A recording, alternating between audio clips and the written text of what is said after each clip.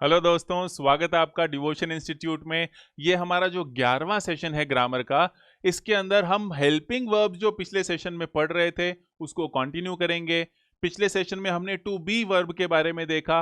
आज हम to have और टू डू वर्ब के परिवार जो हैं, इन परिवारों के बारे में स्टडी करेंगे। ये एकदम बेसिक नींव बनाने वाली ग्रामर है। आप 1 नंबर सेशन से इसको डिटेल में देखिए, आराम से समझिए, होमवर्क कीजिए, तो ही आपको फायदा होगा। अगर आप लिंक चाहते हैं तो यहाँ कार्ड पर है। अगर आपने सब्सक्राइब नहीं किया है तो पहले सब्सक्राइब कर लें, फिर हम शुरू करते हैं। तो हम देख रहे थे कि 3 परिवार होते हैं हेल्पिंग वर्ब्स के अंदर। एक टू बी परिवार है, एक टू हैव परिवार है और एक टू डू परिवार है। ये 3 ही परिवार हैं। इन तीनों परिवारों की खासियत क्या है कि ये जब चाहे, चाहे तो नहीं, पर ये हेल्पिंग वर्ब भी हो सकते हैं और ये मेन वर्ब भी हो सकते हैं। अगर कोई हेल्पिंग वर्ब, अगर कोई और मेन वर्ब होगा तो ये हेल्पिंग वर्ब होंगे, कोई और मेन वर्ब नहीं होगा तो ये मेन वर्ब बन जाएंगे। टू बी परिवार की हम पिछले सेशन में बात कर चुके हैं। बहुत बहुत इंपॉर्टेंट टेबल है ये। क्या बोला था हमने कि जो टू बी परिवार है, टू बी परिवार से मतलब क्या है हमारा? Is, am, are, was, were, be, being, been. ये 8 सदस्यों का जो परिवार है, ये सदस्य जब हेल्पिंग वर्ब जैसे आते हैं तो इनके पीछे मेन वर्ब कौन सी आती है? इनके पीछे मेन वर्ब आती है V1 ING। क्या हमेशा आती है? हाँ जी, हमेशा आती है। कोई और विकल्प नहीं है। एक छोटा सा इसमें और एक कदम आगे बढ़ते हैं तो एक चैप्टर है हमारा एक्टिव पैसिव नाम का। कल के सेशन में हम थोड़ा सा उसका बेसिक सीखेंगे, क्योंकि वो भी आपकी नींव पक्की करने में आपकी हेल्प करेगा। तो V1 ING आती है, मतलब क्या निकलता है कि काम हो रहा था, हो रहा है, हो रहा होगा। कॉन्टिन्यूएशन का पता चलता है हमें कि कॉन्टिन्यूटी है काम के अंदर, काम चल रहा है। कब चल रहा है पता चलेगा? जब टू बी, ये सारे जो हैं ये एज हेल्पिंग वर्ब्स आएंगे और इनके पीछे वर्ब की फर्स्ट फॉर्म प्लस ING जो है वो एज मेन वर्ब आएगी, तब हमें इसका पता चलेगा। क्या ये मेन वर्ब बन सकती है? बिल्कुल बन सकती है। जब ये मेन वर्ब होती है तो हमें कुछ होने का पता चलता है कि कोई चीज कैसी है, और इसके पीछे या तो नाउन आता है या फिर एडजेक्टिव आता है। ये मैंने आपको एग्जांपल्स दिए थे। राम इज स्मार्ट बोलते हैं तो स्मार्ट एडजेक्टिव है, राम का के बारे में एक्स्ट्रा इंफॉर्मेशन, और इज यहां पर क्या हो जाएगा? मेन वर्ब हो जाएगा। वैसे ही मैंने बोला ही इज राम, तो राम यहाँ पर नाउन है, ही यहाँ पर प्रोनाउन है, इज क्या हो जाएगा? इज यहाँ पर मेन वर्ब हो जाएगा। तो आप देखो, इज के बाद एडजेक्टिव आ रहा है और इज के बाद नाउन आ रहा है। तो नाउन भी आ सकता है, एडजेक्टिव भी आ सकता है जब ये मेन वर्ब होती हैं और इसमें हमें कुछ होने का पता चलता है। इस सेंटेंस में राम के स्मार्ट होने का पता चल रहा है। इस सेंटेंस में उस व्यक्ति के राम होने का पता चल रहा है। आई एम रोहित में एम, एम जरा गौर फरमाओ, मेन वर्ब, मेरे रोहित होने का पता चल रहा है। आई एम योर टीचर में मेरे तुम्हारे टीचर होने का पता चल रहा है। जब भी V1 ING नहीं आई तो नाउन या एडजेक्टिव आएगा, उसमें ये मेन वर्ब बनेगी और हमें कुछ होने का पता चलेगा। आप जितने भी सेंटेंसेस देखोगे आज के बाद, जब आप न्यूज़पेपर या कुछ भी इंग्लिश पढ़ रहे हो, जो होमवर्क आप रोज करते हो, आई रियली होप कि आप करते हो, तो उसके अंदर आप नोटिस मारना कि ये is, am, are, was, were, be, being, been आपको जहां भी नजर आए, आपके दिल से क्या आ रहा है? ये हेल्पिंग वर्ब है या ये मेन वर्ब है? इसके पीछे V1 ING लगी हुई है या इसके पीछे नाउन या एडजेक्टिव लगा हुआ है? क्या इस सेंटेंस में कुछ होने का पता चल रहा है या काम चल रहा है इसका पता चल रहा है? एकदम से दिमाग खुल जाएगा। आपको एकदम से ऐसे लगने लगेगा, अरे यार मेरे को तो इंग्लिश समझ में आने लग गई। पहली 10-15 क्लासेस ये जितनी भी हैं, एक एक को ध्यान से सुनो, रिपीट पे सुनो और उसके बाद होमवर्क करो। बहुत अच्छी इंग्लिश हो जाएगी। कुछ और पढ़ने की जरूरत नहीं पड़ेगी, इंग्लिश में नंबर पक्का आ जाएंगे। आगे चलें हम टू हैव परिवार। टू हैव परिवार में एक हैविंग भी है, पर वो इनका चचेरा भाई है, ऐसे समझ लो, थोड़ा दूर का भाई है। हैज हैव हैड ही है जो ज्यादा इंपॉर्टेंट है, तो हम हैज हैव हैड की बात करते हैं। आपके सामने ये बहुत सारे सेंटेंसेस लिखे हुए हैं। आपको मैं एक एक मिनट दे रहा हूं हर सेंटेंस से पहले, आप एक एक सेंटेंस के नीचे लिखो कि वो नाउन है, वो हेल्पिंग वर्ब है, वो मेन वर्ब है, वो एडजेक्टिव है, वो एडवर्ब है, वो क्या है। पहला सेंटेंस लिखो जी, Ram has a red marker. Copy में लिखने की जरूरत नहीं है, ये सेंटेंसेस उतने इंपॉर्टेंट नहीं है, लेकिन आप अपने मन में देखो कि राम क्या है, हैज क्या है, ए क्या है, रेड क्या है, मार्कर क्या है। देखो आपको पता होना चाहिए, राम तो क्या हो गया जी, नाउन। मार्कर क्या हो गया, noun.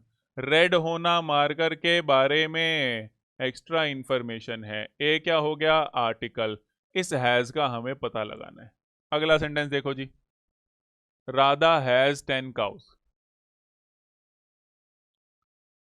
Radha noun, cow noun. 10 होना काओ के बारे में एक्स्ट्रा इंफॉर्मेशन है। हैज क्या होएगा जी, पता नहीं, अभी पता लगाना है। We pronoun, milk noun, of preposition, lot noun, a article. A lot of अपने आप में भी एक एडजेक्टिव का काम कर सकता है, लॉट ऑफ पूरा का पूरा दोनों मिला के। हैव का हमें पता लगाना है। Radha noun, song noun, a article. संग देखो, संग वर्ब की थर्ड फॉर्म है तो मेन वर्ब हो जाएगी। हैज का हमें पता लगाना है। Ram noun, dinner noun, is having. गौर फरमाना, इज हैविंग। टू बी है इज ये रहा टू बी, बिल्कुल है जी। क्या इसके बाद V1 ING आती है तो ये हेल्पिंग वर्ब बनता है, बिल्कुल बनता है। क्या मतलब निकलता है, काम हो रहा था, हो रहा है, हो रहा होगा। अच्छा जी, तो ये क्या हो गया, हेल्पिंग वर्ब। हैविंग का हमें पता लगाना है। He pronoun, wants verb, main verb है wants. Banana noun, a article. To have का हमें पता लगाना है। जरा गौर फरमाए, हैज, हैव, हैड, हैविंग और टू हैव भी इनका एक और भाई है ना। वर्ब की 5 फॉर्म्स होती है ना, वैसे ही है। He pronoun, store noun, the article, at preposition, burger noun, a article. Had का अपने को पता लगाना है। राम नाउन। हो रहे हैं ना ये आपसे, ये तो कुछ भी मतलब ये करवाया हुआ है सब कुछ पहले। Job noun, his adjective. Yesterday completed कर लें पहले, कंप्लीटेड मेन वर्ब, वर्ब की थर्ड फॉर्म नजर आ रही है जी। हैड का हमें पता लगाना है। Ram had completed his job yesterday, कल की बात हो रही है तो जो भी काम हुआ है वो कल हुआ है। कंप्लीट करने का काम कब हुआ है, तो कंप्लीट करना एक काम है, वर्ब की एक्स्ट्रा इंफॉर्मेशन। यस्टरडे क्या हो जाएगा जी, एडवर्ब हो जाएगा। Raghu noun, will helping verb, modal है जी विल, कोई दिक्कत नहीं है।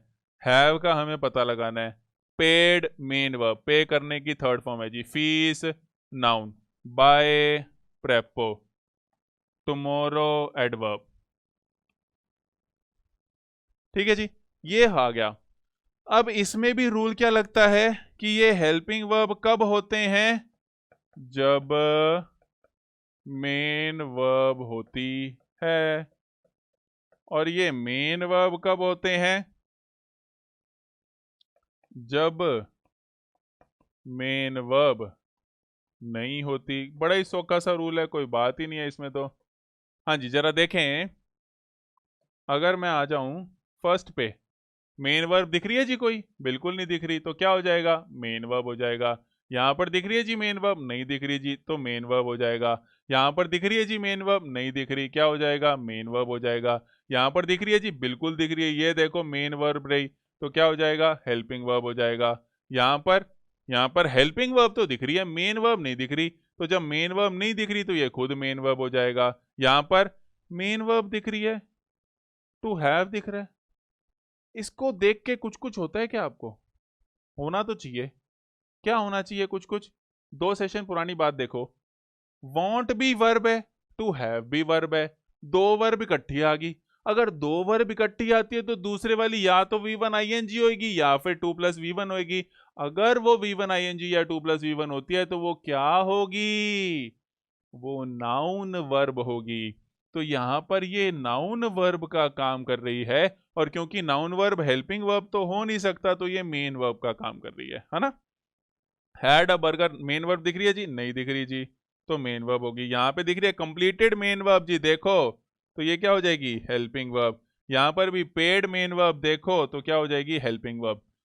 अभी तक तो हमने बस ये देखा है कि कहाँ पे हेल्पिंग वर्ब है, कहाँ पे मेन वर्ब है। कैसे देख लिया? जहां पे मेन वर्ब है वहां पे ये हेल्पिंग वर्ब है, जहां पे मेन वर्ब नहीं है वहां पे ये खुद मेन वर्ब बन रही है। पर इसको थोड़ा सा डिटेल में समझना जरूरी है।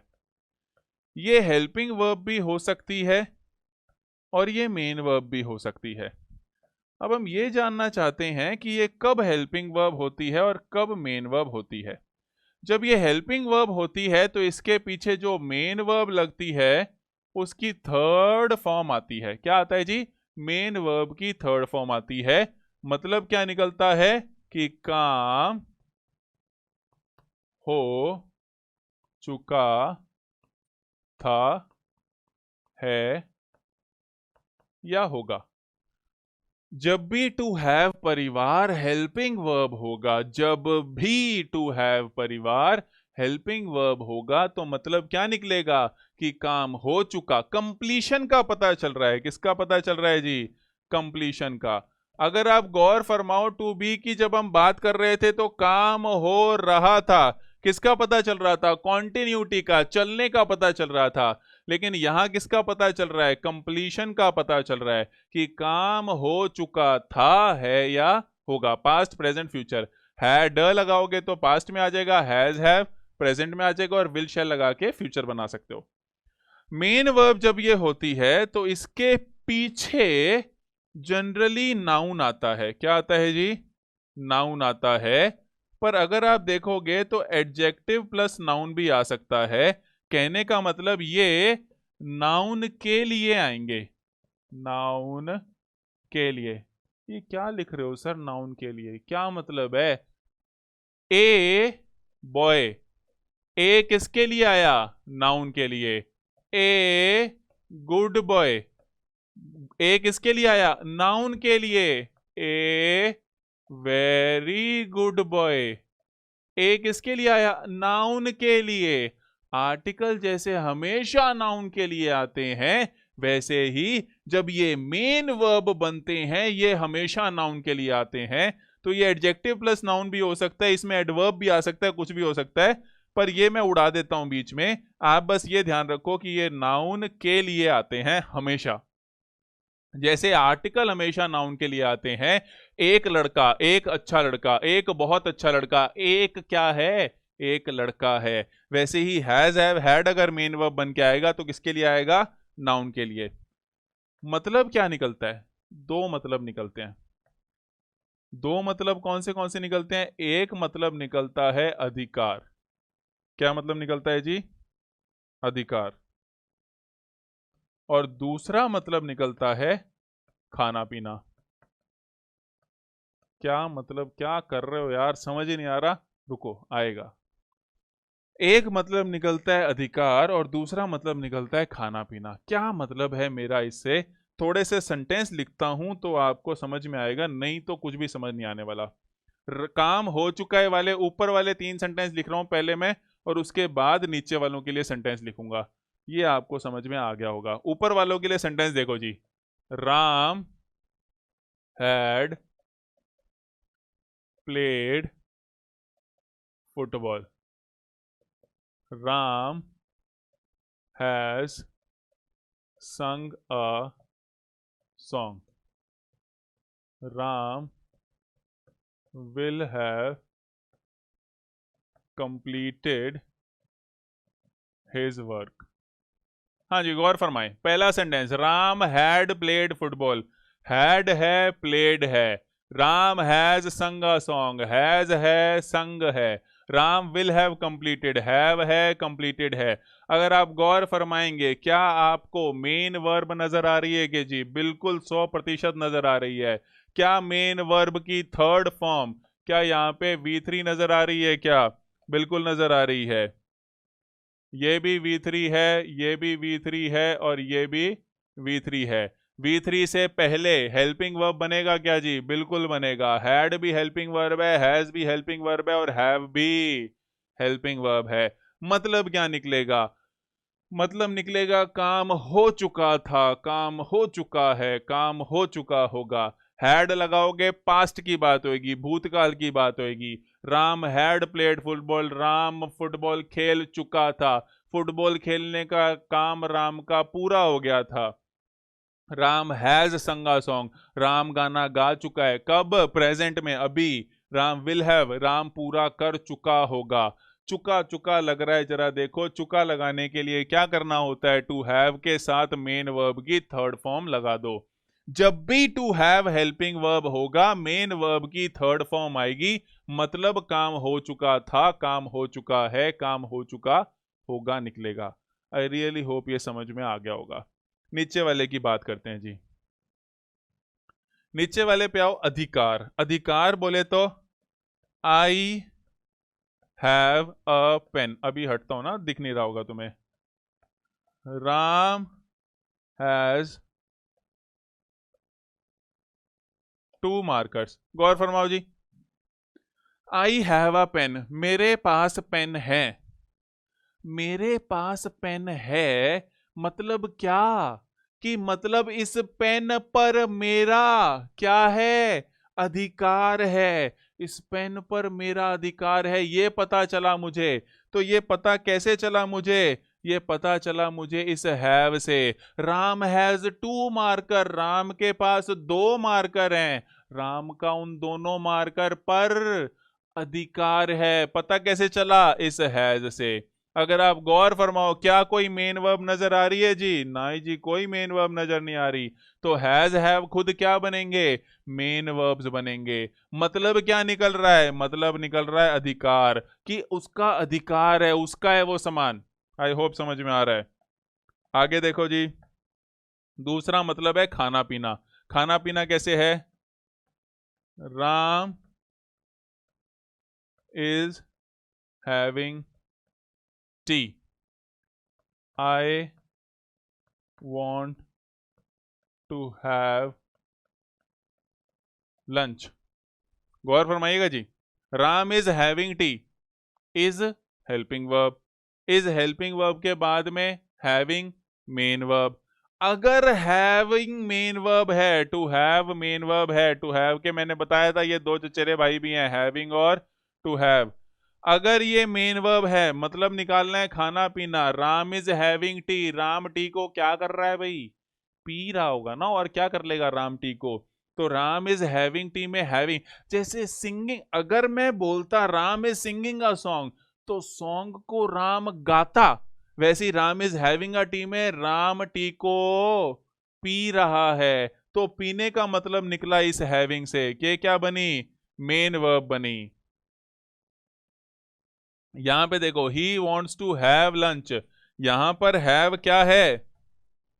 यहां पर वांट जो है वो तो मेन वर्ब है, लेकिन टू हैव जो है वो भी मेन वर्ब है ना, क्योंकि ये नाउन वर्ब बनेगी, ये तो आपको पता ही है। तो वांट टू हैव लंच, मैं लंच को क्या करना चाहता हूं भाई? मैं लंच खाना चाहता हूँ ना, और क्या कर लूंगा? तो आप फूड को ईटते हो, फूड को ईटते हो, पर ब्रेकफास्ट लंच डिनर को हैवते हो। समझ में आ गया? इनके साथ हैव यूज करोगे तो ज्यादा अच्छा है। अब टी को आप ड्रिंक भी कर सकते हो, टेक भी कर सकते हो, हैव भी सकते हो, कोई दिक्कत नहीं है। लेकिन I want to have lunch में लंच को आप क्या कर रहे हो? खा रहे हो। तो खाना पीना दोनों मतलब निकलता है जब भी टू हैव मेन वर्ब का काम करता है। और इनके पीछे क्या आ रहा है? ये किसके लिए आ रहे हैं? नाउन के लिए। मतलब क्या? किसको हैवोगे? टी ना, फूड ना, लंच ना। कोई सामान होएगा तो ही तो खाओगे पियोगे। कोई सामान होएगा तभी तो उस पर अधिकार होगा। तो जो सामान होगा उस नाउन के लिए ये दोनों आएंगे। क्या बोला मैंने? पूरा समरी दे दूं तो हेल्पिंग वर्ब बनते हैं टू हैव जब मेन वर्ब की थर्ड फॉर्म आती है। मतलब निकलता है काम हो चुका था, हो चुका है, हो चुका होगा। जब ये मेन वर्ब बनते हैं तो ये नाउन के लिए आते हैं। मेन वर्ब बनते हैं मतलब क्या निकलता है? एक अधिकार का मतलब निकलता है कि मेरा है ये सामान, या उसका है ये सामान। और एक खाने पीने का मतलब निकलता है कि ब्रेकफास्ट खाया, लंच खाया, या चाय पी, कॉफी पी। यस। आप इन सेंटेंस पे आओ जरा। ये जो मैंने पहले आपको सेंटेंस दिए, इन पर अगर आप गौर फरमाएंगे थोड़ा सा, तो Ram has a red marker क्या है? Main verb. मतलब क्या है इस सेंटेंस का? राम के पास लाल मार्कर है। हैज यहां पर अधिकार का मतलब दे रहा है, मेन वर्ब बन गया। दूसरा देखो, राधा हैज 10 काउस, राधा के पास 10 गाय हैं। राधा का अधिकार है 10 गायों के ऊपर, अधिकार का मतलब है मेन वर्ब है। We have a lot of milk, हमारे पास बहुत सारा दूध है, हमारा अधिकार है उस दूध पर, हैव के लिए मेन वर्ब बना है। राधा हैज संग अ सॉन्ग, हैज प्लस संग मेन वर्ब की थर्ड फॉर्म, हैज बना हेल्पिंग वर्ब। राधा गाना गा चुकी है, गाने का काम कंप्लीट हो गया। राम इज हैविंग डिनर, यहां पर हैविंग मेन वर्ब है। डिनर को क्या कर लेगा राम? खा ही रहा होगा ना। अच्छा, रहा होगा कैसे आया? ये देखो जरा, जब टू बी हेल्पिंग वर्ब होती है तो मतलब काम हो रहा है निकलता है। यहां पे टू बी हेल्पिंग वर्ब है क्या जी? बिल्कुल है। हैविंग यहां पर मेन वर्ब है। तो राम इज हैविंग डिनर में राम खाना खा रहा है या डिनर कर रहा है। डिनर कर रहा है तो क्या कर रहा होगा? डिनर के साथ खाने का ही काम कर रहा होगा, मेन वर्ब है, खाने पीने का मतलब निकल रहा है। He wants to have a banana, वो चाहता है बनाना को क्या करना? खाएगा ही, और क्या कर लेगा? तो यहां पर टू हैव मेन वर्ब है, खाने पीने का मतलब निकल रहा है। He had a burger, burger उसने क्या किया था? खाया ही होगा, और क्या करेगा? तो हैड मेन वर्ब निकला तो खाने। जहां जहां has have had having to have main verb हैं, वहां पे दो ही मतलब पॉसिबल हैं, या तो अधिकार का या फिर खाने पीने का। नीचे आओ, Ram had completed his job, completed पूरा कर चुका था, मेन वर्ब की थर्ड फॉर्म, इसलिए हैड क्या बना? हेल्पिंग वर्ब, कंप्लीट होने की भावना है। Raghu will have paid fees, Raghu fees भर चुका होगा भविष्य में। विल से भविष्य पता चला, पेड से मेन वर्ब बनी, हैव यहाँ पे हेल्पिंग वर्ब का काम करेगा। तो फीस भरने का काम हो चुका होगा। कंप्लीट बताना है तो has have had having to have को हेल्पिंग वर्ब बना दो, और अगर अधिकार या खाना पीना दिखाना है तो इनको नाउन, जिस भी नाउन के लिए दिखाना है तो इनको मेन वर्ब बना दो। आई रियली होप आपको समझ में आ रहा है। और बिल्कुल ऐसी ही टेबल ये बन जाती है टू हैव के लिए, है ना। टू हैव में आप ऐसे समझ लो कि हैविंग और टू हैव भी जुड़े हुए हैं, है ना, अपने आप में। आप धोखा नहीं खा जाओ इसलिए। हाँ जी, हेल्पिंग वर्ब जब होगा मतलब क्या निकलेगा? काम हो चुका था, हो चुका है और हो चुका होगा। पीछे वर्ब की थर्ड फॉर्म आनी जरूरी है। जब मेन वर्ब ये बनेंगे तो अधिकार एक मतलब निकलेगा, अधिकार वेरी इंपॉर्टेंट मतलब है। एक मतलब अधिकार और दूसरा मतलब खाना पीना। नाउन के लिए आएंगे, जरूरी नहीं है जस्ट पीछे नाउन आएगा। गुड डिनर भी हो सकता है, तो डिनर को तो खाएगा। गुड क्या है? गुड डिनर के लिए एडजेक्टिव है, तो एडजेक्टिव भी आ सकते हैं जस्ट बात तो, पर आएंगे किसके लिए? हमेशा नाउन के लिए, क्योंकि नाउन पर ही अधिकार होगा और नाउन को ही खाओगे। यस। तो ये टू हैव की टेबल है, ये बहुत बहुत बहुत इंपॉर्टेंट टेबल है। आप 500 बार भी बनाओ तो कम है। पिछली टेबल, ये तीनों टेबल बन जाएगी हमारी, ये तीनों टेबल आपको याद होनी चाहिए किसी भी हालत में। अब टू हैव में एक कॉन्सेप्ट और है, उसके बाद ये क्लास खत्म करेंगे। ये टू हैव का एक कॉन्सेप्ट है जिसमें अच्छे अच्छे बच्चों की बैंड बज जाती है। जरा आप देखो ये चारों सेंटेंस और इसमें पता लगाओ कौन सा नाउन है, कौन सा एडजेक्टिव है, कौन सा एडवर्ब है, क्या है।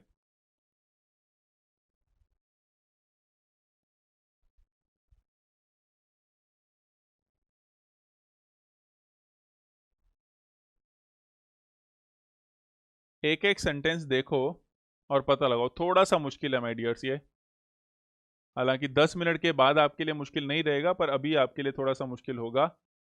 आप राम रूम को तो छोड़ दो, लंच वगैरह को भी छोड़ दो। आप तो बीच में जो लिखा हुआ है ना, वर्ब जो लिखी हुई है उनका पता लगाओ वो क्या है। क्या आपको सही भी लग रहा है कि नहीं लग रहा? कि ये ऐसा तो नहीं कि मास्टर ने ऐसे लिख के दे दिया, गलती है, सेंटेंस ही गलत है, हमारा ऐसी टाइम खराब हो रहा है। अगर सेंटेंस सही है तो कौन सी हेल्पिंग वर्ब है, कौन सी मेन वर्ब है?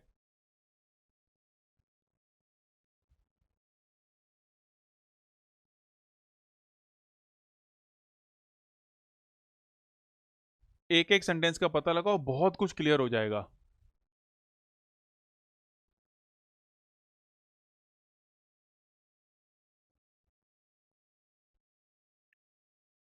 कुछ लोगों ने कर लिया होगा, बहुत ज़्यादा गैप नहीं रखते हैं। अगर आपने नहीं किया, आप वीडियो को पॉज कर लो और फिर आराम से कर लो, फिर वीडियो चालू कर लेना, कोई दिक्कत नहीं है। इसको समझने से पहले ये समझो, एक V1 होती है, एक V2 होती है, एक V3 होती है, एक V1 ING होती है और एक 2 + V1 होती है। ठीक है जी, बिल्कुल ठीक है, ऐसी होती है। अब इसमें ये ईट अगर होगी तो क्या बनेगा? ईट की 8, ईटन, ईटिंग और टू ईट, यही बनेगी, बिल्कुल यही बनेगी। अब जरा गौर फरमाना, जो भी, सुनना ध्यान से, जो भी मेन वर्ब होती है, जो भी मेन वर्ब होती है, उसकी ये पांचों फॉर्म होनी बहुत जरूरी है। तो अगर ये कभी मेन वर्ब बन सकती है ना, टू हैव मेन वर्ब, ये देखो ये बनी हुई बन सकती है मेन वर्ब, तो इसकी भी तो फॉर्म होनी जरूरी है, बिल्कुल जरूरी है। इसकी फॉर्म कैसे बनेगी? V1 में हम लिखते हैं हैज या हैव, दोनों ही इसकी फर्स्ट फॉर्म है। सिंगुलर है तो हैज लगा देंगे, प्लूरल है तो हैव लगा देंगे। V2 में हम लिखते हैं हैड, इसकी V2 हैड होती है। V3 में भी हम लिखते हैं हैड, क्योंकि V3 भी हैड होती है। गौर फरमाएं, V2 भी हैड है, V3 भी हैड है। प्ले, प्लेड, प्लेड, जैसे प्ले की प्लेड और प्लेड कॉमन होती है, वैसे हैज हैव की हैड और हैड कॉमन होती है। यहां लिखेंगे तो क्या बन जाएगा? हैविंग, और यहां लिखेंगे तो क्या बन जाएगा? To have. इतने में कोई दिक्कत नहीं होनी चाहिए। अब हो क्या रहा है, बहुत सारे सेंटेंसेस में और खास तौर से इन सेंटेंसेस में मैंने इन का इस्तेमाल किया है। एक बड़ा प्रश्न जो आपसे मुझे पूछना है, क्या ऐसा पॉसिबल है कि दो हैड इकट्ठे आ जाएं एक के बाद एक? इस प्रश्न का उत्तर यहां पर आपको मिलेगा। गौर फरमाइएगा, ये थोड़ा सा ऐसा पॉसिबिलिटी है कि कुछ लोगों को समझ में ना आए। आप चिंता मत करना, हम कल इसको और कंटिन्यू करेंगे, ये मैं अभी पूरा समझाऊंगा। कल इसको मैं थोड़ा सा जब तीनों बता दूंगा ना, तो और आपको अच्छे से समझाऊंगा, तो आपको और क्लैरिटी आएगी। गौर फरमाना जी, एक चीज, एक छोटा सा कॉन्सेप्ट क्या है कि V3 क्यों है, अभी मत पूछना, क्योंकि अभी मैं बता नहीं पाऊंगा, बेस तैयार करना है हमें। V3 अकेली नहीं आती, प्रश्न है क्या? V3 अकेली नहीं आती, अकेली आएगी तो V2 आएगी। कहने का मतलब क्या है? राम ईटन कभी सुना है क्या आपने? नहीं। लेकिन राम एट होता है क्या? बिल्कुल होता है। यहां पर अगर आप देखोगे इस सेंटेंस की, अगर मैं बात करूं इन सारे सेंटेंस की, तो राम यहां पर नाउन है, हैड यहां पर एक है, हिज यहां पर एडजेक्टिव का काम कर रहा है, लंच यहां पर नाउन है, और आगे जो भी लिखा हो हमें फर्क नहीं पड़ता। राम नाउन है, ये हैज हैड का हम पता लगाने, लंच नाउन है, आगे फर्क नहीं पड़ता। राम है नाउन, हैड हैड, और यहां पे विल हैव हैड। ये जो मैंने सर्कल मारे ना, इनका ही गेम है। एक बार के लिए ऐसा सोच लो कि ये जो लिखा हुआ है ये नहीं लिखा हुआ, जो मैं इधर लिख रहा हूं वो लिखा हुआ है। पहले में ये लिखा हुआ है, दूसरे में ये लिखा हुआ है, तीसरे में ये लिखा हुआ है, और चौथे में ये लिखा हुआ है। अगर जो लिखा हुआ है उसको भूल जाओ, है ना, जो डब्बे बनाए हैं उसको भूल जाओ, वो लिखे हुए हैं जी। राम एट हिज, लंच की जगह फूड कर दो या लंच चलने दो, कोई बात नहीं। Ram at his lunch, Ram ने खाना खाया था, चलता है जी, बिल्कुल चलता है, कोई बात ही नहीं है, कोई दिक्कत ही नहीं है। जैसे एट का मतलब खाया था, ये मेन वर्ब है, जैसे एट का मतलब खाया था, वैसे ही हैड का मतलब भी खाया था। तो ये जो हैड है, ये यहां पर वर्ब की सेकंड फॉर्म का काम कर रहा है, क्योंकि अकेला है तो V3 तो अकेली आती नहीं, टशन है अगली का, नहीं आती जी। मैं तो ना V1 ING आती ना V3 आती, दोनों स्पेशल हैं। V2 अकेली आती है बेचारी, वो अकेली आ गई V2, और मतलब क्या निकला, खाया था। क्यों खाया था? क्योंकि ये मेन वर्ब है, दो मतलब निकल सकते हैं, या तो अधिकार या फिर खाना पीना। कुछ बच्चों के लिए ज्यादा हो रहा होगा, मेरे को समझ में आता है। अगर आप हिंदी मीडियम से हो तो वास्तव में ज्यादा है, पर धैर्य रखें, 2-3 क्लासेस देखते जाएं, समझ में आएगा, है ना। आप टेंशन ना ले, बस मेरी बात को सुनते जाएं, और ये वीडियो भी रिपीट पर जरूर देखें एक बार कम से कम। ये जो हैड है ये V2 का काम कर रहा है, क्योंकि एट खाया था, यहाँ पे हैड खाया था, कोई दिक्कत नहीं है, क्योंकि हैज हैव हैड का मतलब खाना पीना भी तो होता ही है, कोई दिक्कत नहीं है। आगे आओ जी।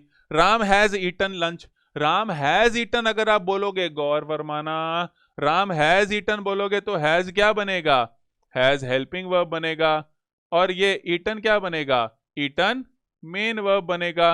राम हैज ईटन में हैज हेल्पिंग वर्ब है और ईटन मेन वर्ब है। क्यों? क्योंकि वर्ब की थर्ड फॉर्म आती है, ये देख लो जी, वर्ब की थर्ड फॉर्म और हेल्पिंग वर्ब, ये देख लो जी, वर्ब की थर्ड फॉर्म और हेल्पिंग वर्ब। मतलब क्या निकलता है?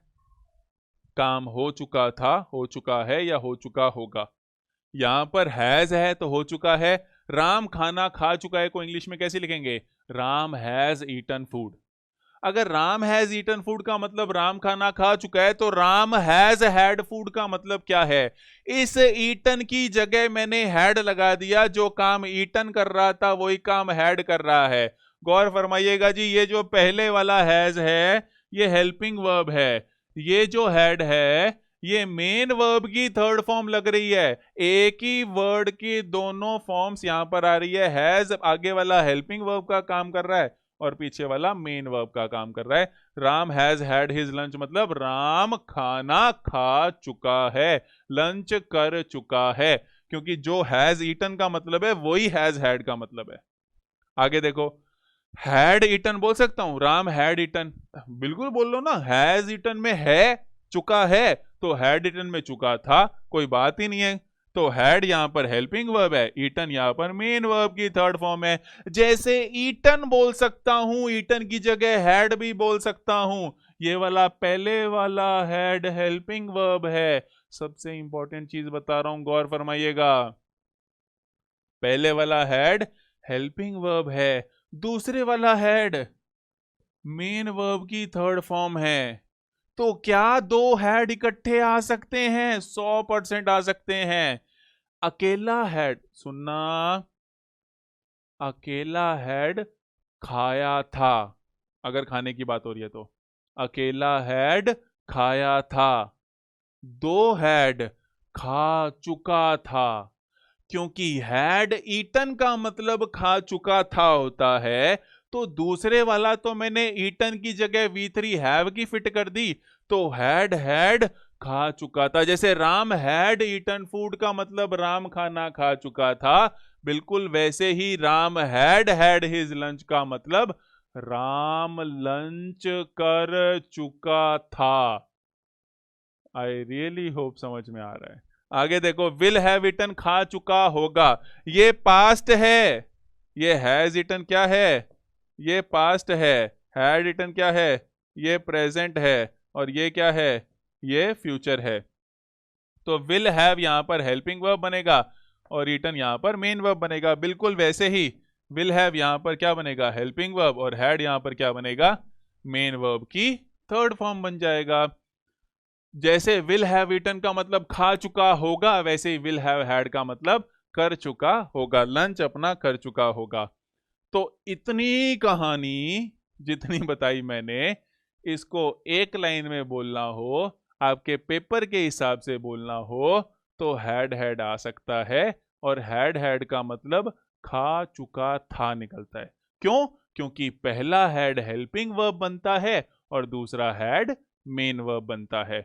आपको सिर्फ ये टेबल याद होनी चाहिए, उससे आपको क्लैरिटी आएगी।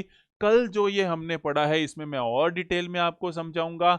आप ये वीडियोस देखते रहिए, आपकी इंग्लिश इतनी इंप्रूव हो जाएगी, आपको खुद को लगेगा कि हाँ मैं स्कोर कर सकता हूँ, और आपका स्कोर भी बढ़ेगा। आपका ये वीडियो देखने के लिए बहुत बहुत धन्यवाद। सब्सक्राइब नहीं किया है तो सब्सक्राइब कीजिएगा। Thank you very much, take care.